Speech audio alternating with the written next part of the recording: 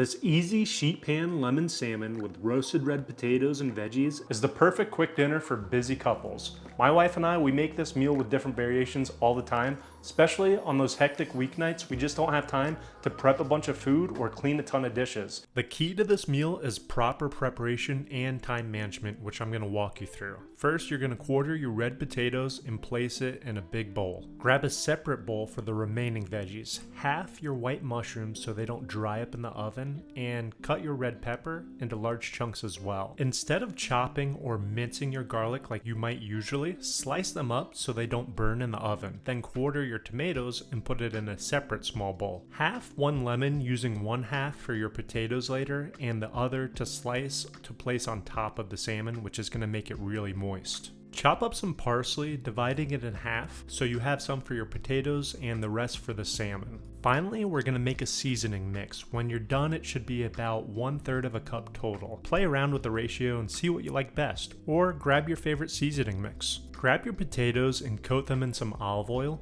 followed by the half lemon juiced. If you prep your potatoes ahead of time, submerge them in some water, add a lemon slice or two to stop them from browning in your fridge. Once they're seasoned nicely, add them to your sheet pan, throw them in an oven at 400 degrees Fahrenheit, and set your timer for 35 minutes because now the time management challenge begins. Season up your mushrooms and peppers with olive oil and about 1/3 of the seasoning mix you made. Next up is to hit our tomatoes with some olive oil, salt, and pepper. While you're prepping all this, your potatoes are still cooking, so after 5 minutes or minute 30 on the timer, take them out and add your mushrooms and peppers to the mix. The next timestamp we're worried about will be at 20 minutes left on your timer, where you're gonna add your salmon, which we're gonna season up while those potatoes and veggies are cooking. Coat it in a bit of olive oil on all sides. Don't be shy with the olive oil. That's what my grandma always said, at least. Remember that remaining parsley we chopped. Now let's add it to the rest of our seasoning mix. Coat the salmon completely with the seasoning because we really want that flavor to shine through. Topping with the lemon slices is gonna ramp up the flavor that much more. Drip down off the salmon, making it extra moist.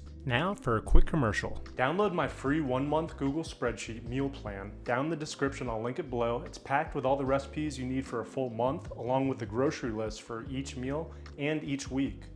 20 minutes left on your timer. You can make some room and add the salmon to the middle of the sheet pan.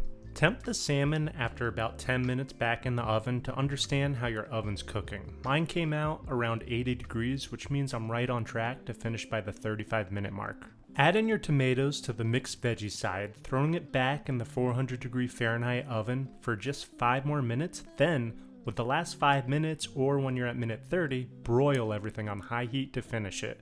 Now, your salmon should be at around 120 or 125. Carryover cooking is going to bring it up to temperature about 10 to 15 minutes. It'll come up about 10 to 15 degrees. Basically, the fish needs to be 135 internal temperature. Nothing worse than an overcooked fish, which is why temping the fish while it's cooking is very helpful. If you're just getting used to this method, then pull the thermometer every 5 minutes or so.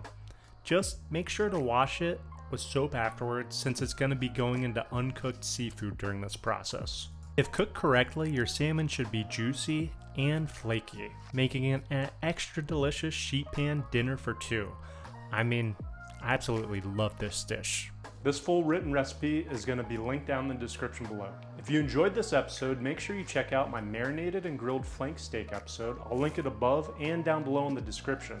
Make sure you also give this video a like and subscribe to my Helm's Kitchen YouTube channel. Helps me a ton in growing.